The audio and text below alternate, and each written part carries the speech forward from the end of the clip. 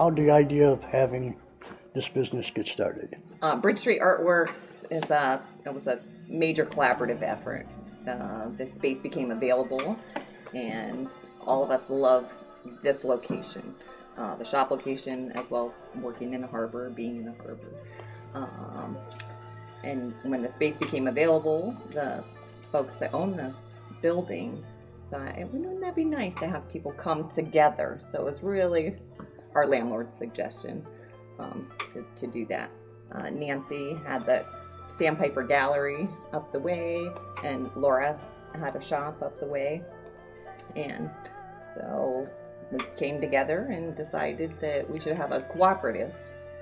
And we met at the coffee shop, which is another favorite Harbor Perk spot for us to meet. And that way we were able to even look across the street and imagine what it could be, what it would look like. Having studio spaces to work in is important.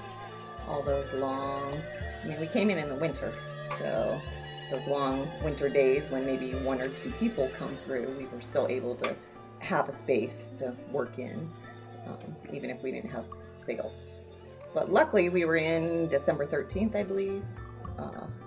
Awesome reception from the rest of the harbor merchants, and great sales for those first few months around the holidays, and it gave us a taste of what could be. So we're looking forward. What was the process of getting this all to come together and actually signing the agreement with the landlord, and how much work was involved there as far as, let's say, permits, licensing, anything on that? We reached out to the Chamber of Commerce, who connected us with some folks from Youngstown State University to talk about putting this Bridge Street Artworks under an umbrella, but how we could individually keep our own names as well. Now, do you all have different strengths that you bring to the business? Oh, absolutely. I do not want to be in charge of accounting at all. Laura takes care of most of our accounting headaches. I don't even know how she does it. Keeps us on the straight and narrow with the sales tax and with who owes. Nancy and Laura, we all work together on our display artists, but have decided to represent them. So every artist that comes into the shop gets one of us, and that way we contact them when their rent is due, if their displays need changed out, if they've sold things. I'd say Judy is really our social media diva. The web page, our Facebook page, things like that. So, and Nancy's been on the street. She's pretty much everybody knows her from having had a business on Bridge Street. And so whenever we need to know about what the cleanup, how that works, or helping hang lights for Christmas time, she's really our go-to for that. How do you reach out to local artists? How did you make them aware that they could exhibit here? We put kind of a call to artists on Facebook and just word of mouth to come in, get a submission form. Our submission form has morphed 4 or 5 times as needed, and pretty much I'd say word of mouth, social media. I've posted things at the Ashtabual Art Center. The submission form makes it clear the process that they need to go through to submit their artwork. It can be done through email, pictures like that. We have gone to people's websites to check out their artwork, but really flash drive with a submission form. So we have a really good idea of what they would like to offer.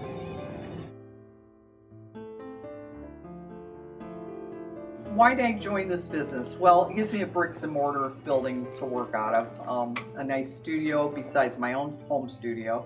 I work in a couple other studios. One's in Cleveland. We actually call it Jane Land, and it gives me an opportunity of a different perspective. But here I have a retail, experience. I have people off the street that can actually physically see my work, which is really kind of a thrill. I do sell a lot more prints. I do a lot of commissioned work.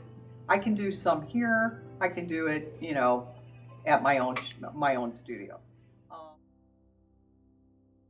I also do one-on-one classes with students that really want to explore acrylic painting and sketching. I do it back here in the studio, and we have another little place out back that we can do fine arts back there and make this mess. And then I also teach classes, kind of a fun, not necessarily wine and paint, but it is a fun thing to do other objects besides canvas, which we explored umbrellas. We're going to do other things as we add onto the shop. It's just a nice experience. I also do other classes outside of here, but I've made a lot of contacts here. I enjoy teaching. I teach at the Art Center, just on Saturday mornings now, a fine arts acrylic painting class. I also do one-on-one classes with students that really want to explore acrylic painting and sketching. I am a flame work artist. I melt glass rods with a torch and I make glass beads, and then I create jewelry with the beads. I have had, I don't know, maybe 7 years experience behind a torch.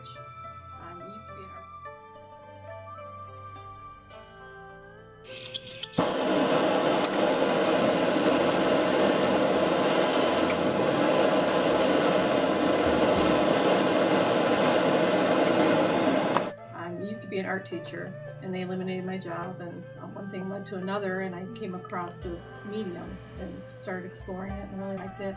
Set up a studio in my garage, quit my job, opened up Sandpiper Gallery down here on Bridge Street, and had that for 5 years.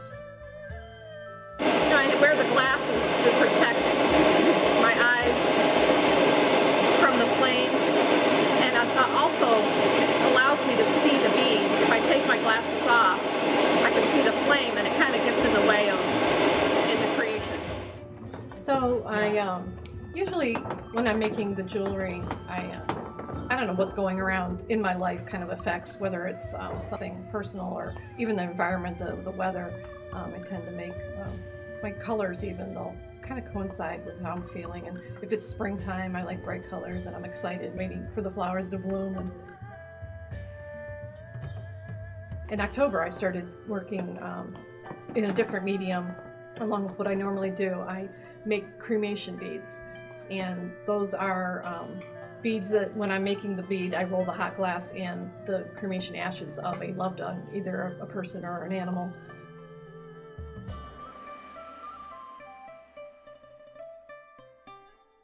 And what is your art? What is your art? And I am a jack of all trades, a master of some. Really, I upcycle, I refurbish picture frames into jewelry displays. I take things apart and remake things. I do steampunk jewelry. I teach pottery at the Art Center. That is really my forte. So I do some of the pottery that we have at Bridge Street Artworks. I love to make clocks, so I do some of that.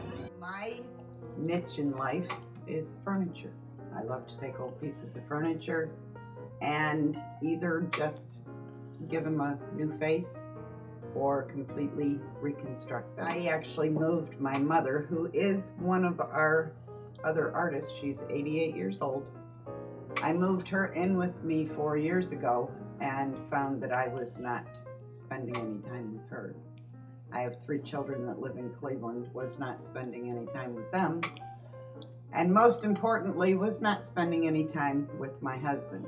So when I got tired of not being able to do that, I decided to close my old shop. And at that time, Nancy approached me about coming in here.